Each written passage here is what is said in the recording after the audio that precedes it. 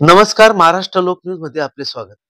पाचोरा तालुक्यातील सातगाव डोंगरी या परिसरात अतिवृष्टी पाऊस झाल्याने शेतकऱ्यांचे प्रचंड नुकसान झाले आहे. काही मिनिटात कोसळलेल्या पावसाने शेतातील कापूस, सोयाबीन, तूर या पिकावर पाणी साचून पिके आडवे झाल्याने अनेक ठिकाणी नदी नाले तुडुंब भरून गेले असून शेतकऱ्यांच्या जनावरांचा चारा तसेच काही ठिकाणी पशुधनी गेल्याची माहिती अचानक झाल्याने ढगफुटीने शेतकरी हवालदिल झाले असून वर्षभराचे श्रम पाण्यात गेले. तसेच येणाऱ्या 5 वर्षामध्ये ज्या जमिनी पाण्यामध्ये वाहून गेल्या त्या जमिनीवर कोणत्याही पिकाची येण्याची शक्यता नसून शेतकरी आज मोठ्या संकटात सापडला आहे. दरम्यान प्रशासनाने तात्काळ पंचनामे सुरू केले असून झालेल्या नुकसानाची भरपाई शेतकऱ्यांना लवकरात लवकर मिळावी अशी जोरदार मागणी करण्यात येत आहे. तिकडे पण 5-6 एकर असं क्षेत्र भरपूर असं म्हणजे पाण्याने एकदम ओघ घेतल्यामुळे हे झालेलं आहे. शासनानं जे दिलेलं आहे का खरडा जमीनचा वाहून गेलेला त्याचाच पंचनामा करा असं सांगितलेलं आहे.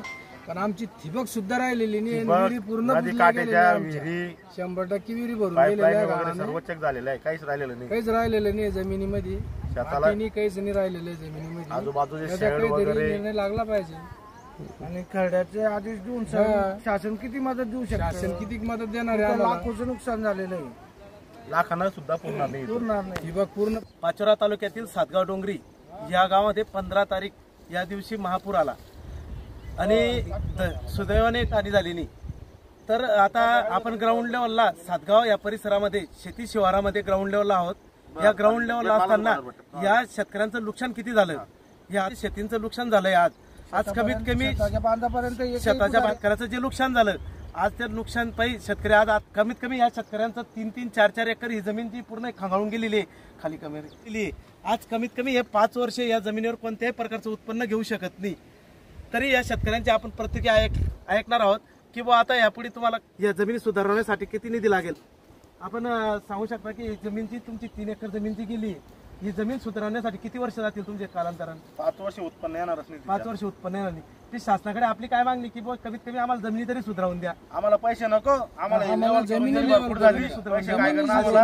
यांची अशी मागणी की आम्हाला जमीन पैसा नसला तर चालतो पण आमच्या जमिनी सुधारवून दिल्या पाहिजे. कारण 5 वर्ष या जमिनीमध्ये उत्पन्न येणार नाही, विहिरी सुद्धा बुडाल्या आहे. आणि आता जे सदरचे पंचनामे चालू आहेत त्या पंचनाम्यामध्ये फक्त खरडा हा विषय त्यांनी घेतलेला आहे की शेतकऱ्यांच्या आज कमीत कमी 50 एक विहिरी या शिवारामध्ये बुडलेल्या आहे. त्याच्यात पाणी मोटरी गेल्या, काहींच्या ठिबक गेली, त्या ठिबकचा तो पंचनामा होत नाही. हा त्या क्षेत्रामध्ये पंचनामा झाला पाहिजे. कमीत कमी 2-2, 3-3 लाखाच्या ठिबक आहे. आज एका शेतकऱ्याचं कमीत कमी 5-5, 10-10 लाखाचं नुकसान होतंय एका क्षेत्रामधून. तर आपण बघू शकता या ठिकाणी एवढे खंगाळीच्या पुरामुळे.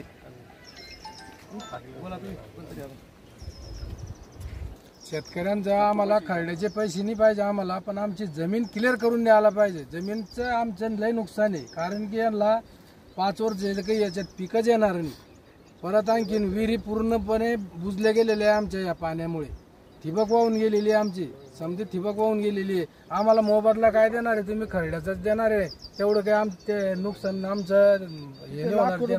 लाखो रुपये देऊन सुद्धा आमचे शेत जमीन तयार होणार नाही. याची दखल घ्यायला पाहिजे.